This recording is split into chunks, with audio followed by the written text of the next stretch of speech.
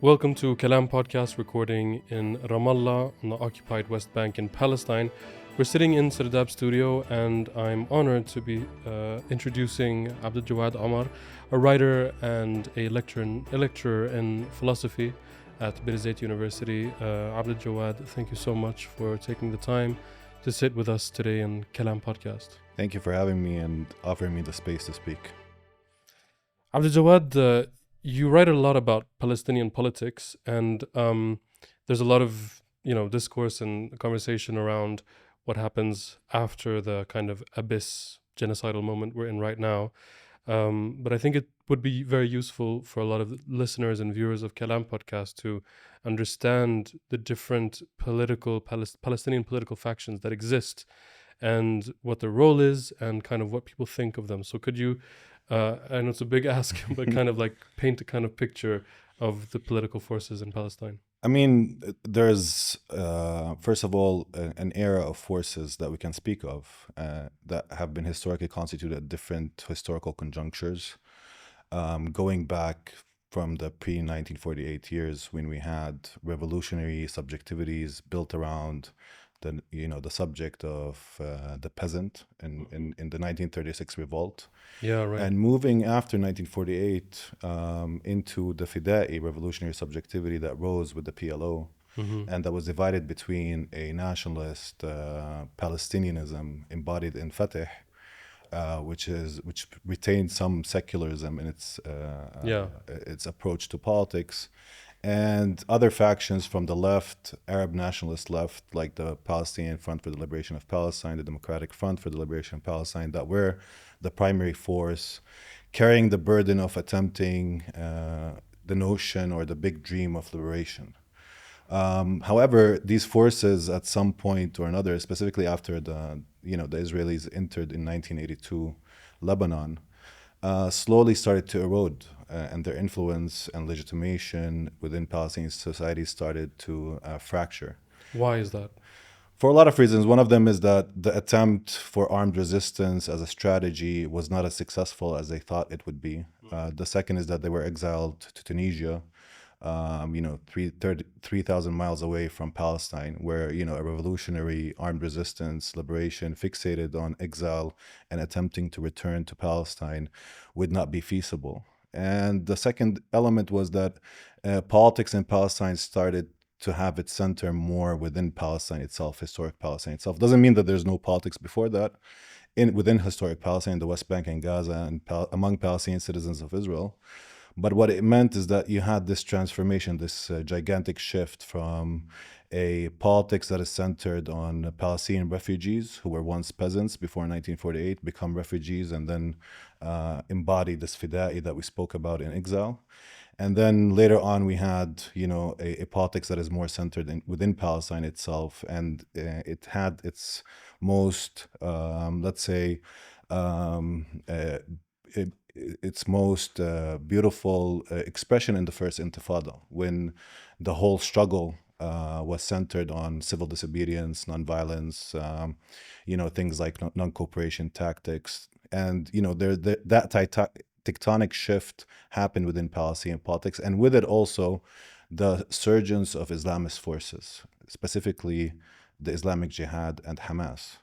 And if we look at the Palestinian political scene, these are the primary forces, whether it's the PLO factions, the PFLP, the DFLP, or Fatah that we spoke about, or the Islamic revivalist groups, including Hamas and Islamic Jihad, and other, of course, configurations or political formations. Of course, this does not mean that we should exclude also from Palestinian politics, the politics of Palestinians in 1948, who have their own unique politics, but it's also could be at some level delineated through this kind of secularism versus Islamism delineation. However, what I would say in the past 30 years is central for people to understand, and specifically after the second Intifada, which started in 2000, ended somewhere around the 2005, is that Palestinian politics started to shift from this kind of Islamism versus secularism divide, or Shi'ism, into a divide between forces that see in cooperation with Israel as a means to survival,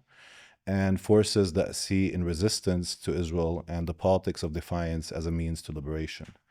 And in this context, Hamas and Islamic Jihad came to be the more energetic forces attempting this project of liberation through devising new strategies in terms of military means, etc., taking form specifically geographically in Gaza for historical reasons as well, because after the Second Intifada, Israel was capable of arresting or killing most of the resistance current within the West Bank, which meant that the bourgeois class within the PLO, people like Abu Mazen and others, could take control without fierce resistance from other oppositional groups, people like Marwan Barghouti or Abu Ali Mustafa, who was assassinated, or Ahmad Saadat, the head of the PFLP, who was arrested. They were neutralized, and you had only one faction taking control, and it was one that saw cooperation, and it manifested also geographically in the West Bank, while in Gaza, Hamas and Islamic Jihad were capable of taking over the Gaza Strip in terms of governance, and also entrenching their project for the military and armed resistance, and building its edifice, its tactics, its technologies, that opened the horizon of what we're now seeing in terms of the political possibilities emanating from October 7th. I definitely want to get back into that divide that is that kind of holds Palestinian politics in a chokehold almost, I guess, and not just Palestinian. I think this kind of like cultural divide is a burden on many parts of the world, the West and the Arab world as well.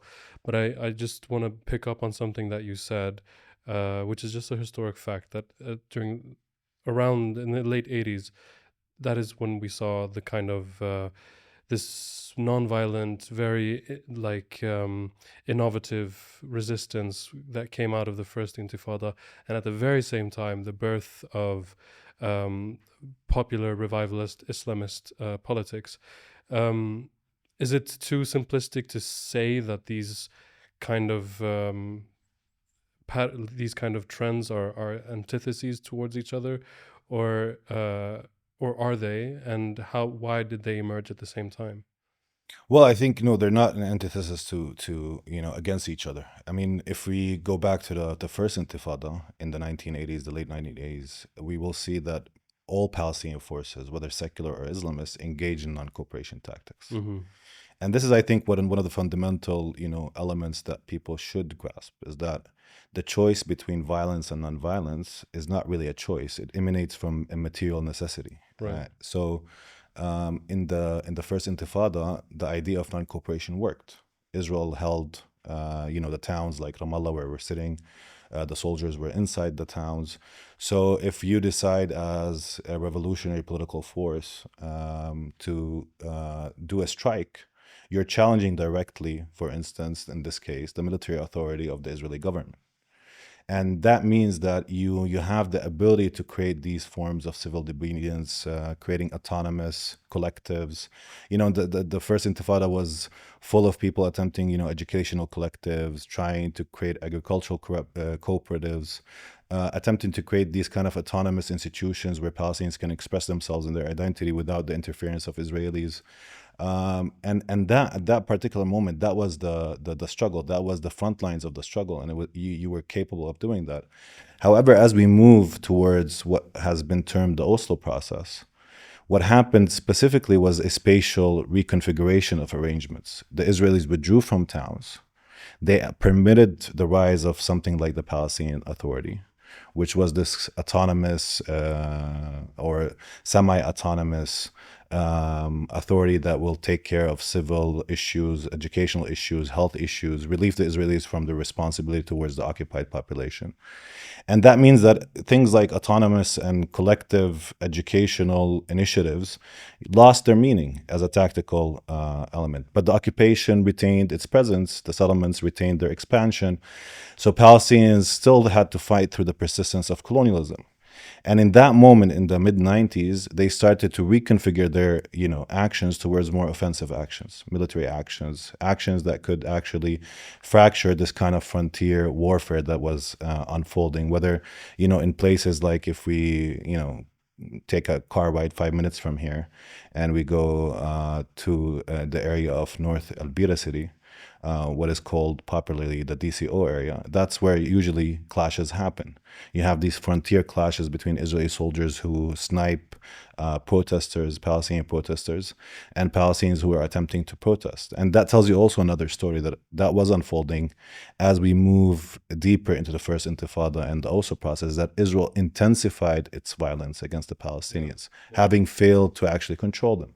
So with the intensification of violence, also Palestinians were, searching for violent means to defend themselves. So it's important at least to situate that there's not really necessarily a problem that, our choice or the choice for Palestinians between violence and nonviolence, whether Islamist or seculars or, whatever ideological inclination people have, it stems from the material necessity. Resistance is a solution to a predicament. And for Palestinians, it arises from the concrete material situation that we find ourselves in. So I wouldn't frame it as, Islamist revivalist forces are the ones that took the Palestinian struggle toward, a more violent armed struggle. That's not necessarily what I was thinking. I just purely ideologically. I mean, much of the first Intifada was led by women. By women who took a big space in the public sphere, violent or non-violent. It seems maybe, and this may be like a Western mind thinking, but it seems that these two, it's interesting why these two ideologies or trends emerged at the same time. Because now you're pointing to something else, which I think is how the relationship between men and women are arranged within the secular space versus the Islamist space. And it's important here also to note that it's not necessarily that Hamas and Islamic Jihad don't fold women as active agents within their groups. No. So, but the arrangement is different. They have and they have a different element. And I would say, historically speaking, there are moments in the history for Hamas, for instance, if it was not for the women in Hamas would cease to exist. Sure, yeah. They carried the burden of organizing, of student activism, etc. But they were not in the forefront, at least in public eye. I mean, that was a primary difference with the secular space that was more comfortable in placing women in much more advanced roles in the public eye. And we can, talk about that more. However, what happened was more around, let's say, the leftist secular space itself, because it went with the Oslo project. It bought into it, whether it's the left, the PFLP and the FLP, who would now, situate themselves as this kind of pliant opposition to the Fatah, who were the more hegemonic force at that particular moment, who were constructing, the Palestinian Authority itself. Yeah. Or it was Fatah itself who decided to transfer its revolutionary zeal into this kind of governance entity that would attempt this negotiating peace process with the Israelis that we all know has ultimately failed. So it was the secular space that chose different types of politics, one premised or predicated on cooperation with the Israelis, whether it's security, civil, economic, etc. And that allowed for this kind of younger force, the Islamist force, to emerge as seen as the bearer of the hope for Palestinian liberation. Right. And what they did is that they learned the lessons of the PLO. Does negotiation lead to an outcome? They said to themselves, no. They looked at the PLO experience in terms of how they arranged their military strategy and said the PLO, one of the problems it had in Lebanon, in Jordan, in Syria, it never took the military side of things very seriously. And, Hamas and Islamic Jihad were more or organized and centralized their efforts around building,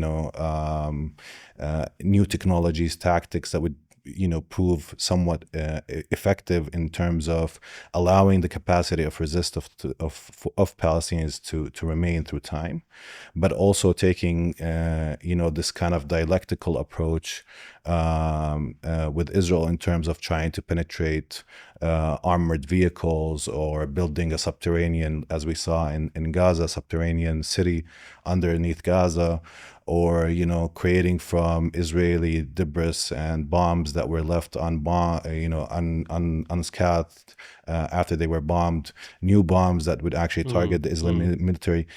And it comes also, and this is where perhaps there is some sort of ideological inclination, and it's the fact that a lot of the Islamists are more interested in engineering and science and technology Right. rather than social ideology and Yeah, spreading it. sure. Although that's also part of their program, Mm.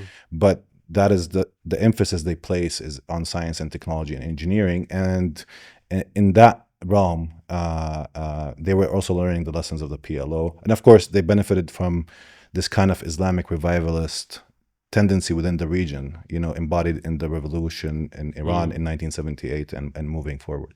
You've written about the many times Western, but not only, also Arab sort of uncomfortability with the Palestinian armed resistance, because it's not coming from the progressive left or any kind of secular force. It's coming from an Islamist revivalist movement mainly. And I don't know if you would frame it as such or if it's a hard truth, but if you would want to support armed Palestinian resistance mainly today, there's not really a viable option in terms of if you want to support like a progressive force as the PFLP, you know. I mean, there is. I mean, we should remember in Gaza there are, the multitude of Palestinian forces that we just spoke about are resisting. I mean, Hamas is the primary force in the Gaza Strip, but it doesn't mean that there's not a whole, the PFLP, the DFLP, even parts of Fatah, and of course the Islamic Jihad and others are engaged in the armed struggle in the Gaza Strip. So resistance is not confined to a specific ideological cohort. And I think that's why in Palestinian society, resistance is not something that is very disagreeable, although it's becoming more so. And not necessarily for resistance itself, but for the repercussions of resistance in relation to Israel and how it deals with attempts and moments where Palestinians rupture their regime of terror that we live under. But to your question, what I would say is that the very nexus of resistance with Islamist forces at this particular moment is just a historical contingency. And tomorrow it could be another force with another ideology. Now, the uncomfort, I don't think has to do with the Islamic revivalist element. I think it was always an uncomfort with Palestinian resistance more broadly, specifically when it takes forms of, armed resistance. In the 1970s and 80s, Fatah, the PFLP, the DFLP, they were all also branded by many in the Western left, terrorist organizations, pirates of planes. They were looked at with a lot of animosity from a lot of parts of the Western left. Even philosophers like Sartre and others who supported the anti-colonial resistance in Algeria, when it came to Palestine, they couldn't really broach the topic for a lot of reasons. Some of it has to do with the history of anti-Semitism in Europe. Some of it has to do with the Holocaust and Well, it's mainly that, isn't it? Somewhat. I mean, there is that level to it. Yeah, I mean, at least in the left, that there's that kind of relationship of also attempting to equalize between Palestinian indigeneity and Jewish indigeneity, and looking at Ashkenazi Jews as indigenous to Palestine, and trying as much as possible to legitimate this Zionist enterprise that has been built on our expense. So there is that kind of Western inclination, and which meant that many in the West and in the progressive left has always found Palestinian fighting back as something to despise or to fight against and push back against. And of course, we should, the mainstream media and, the liberal center in the West has always been agnostic towards, towards Palestinian resistance more broadly. And I think part of what I'm trying to say to people is that resistance just comes out of, a material necessity, a predicament. We live under a regime of terror. It chooses when to arrest people and when not to arrest people, who to kill and who not to kill. And even when we take, depoliticized subjectivities, we don't care about politics. It's because there's this history of long trauma, where our parents were imprisoned, our children might be imprisoned, tortured, killed. So living under that type of regime of terror, people will try to find solutions, and one of the solutions that they will attempt is resistance by any means necessary. You've written about, when you mentioned earlier, you're speaking about snipers, and you've written about your own I mean, you were a victim of an Israeli sniper, and you wrote about this kind of strange dynamic of dehumanization and sort of depersonalization. I mean, obviously, being dehumanized by someone shooting you without with complete disregard for who you are, what your name might be, or whatever, you know, human attributes you might have. But then the kind of reaction as well from the people who on the Palestinian side who helped you, who kind of saved you, and notions of don't take it personally, or it's not about you, or something like that. What is it to be sort of an individual or a human in this situation? I mean, it's difficult because at some level, if we think about our lives here, we are a field of targets, and now we're seeing it unfold in Gaza. No, like there's been these revelations about AI technology being used to classify people and targets, and to choose which types of bombs to drop on people's homes and how many people should be killed or not killed. So you have in a very, you know, at the core of it, you have this military machine, a superior Western military machine that can choose at any time to unleash its wrath. And whether it's the sniper or it's the you know, the pilot in a cockpit in an F-16 or F-35, or whether it's you know, an Israeli soldier behind a tank, these machines are meant at the end of the day to kill and maim and disrupt our lives, and to maintain us in this kind of subjected condition where we don't have our rights to self-determination, liberty to live in dignity, and without the control and mastery of somebody over us. And you know, it manifests sometimes. I mean, I think for me, part of the irony of being hit by a sniper, it was in my ankle. It wasn't a dangerous hit or anything like that. So a lot of my friends, you know, were making fun of me.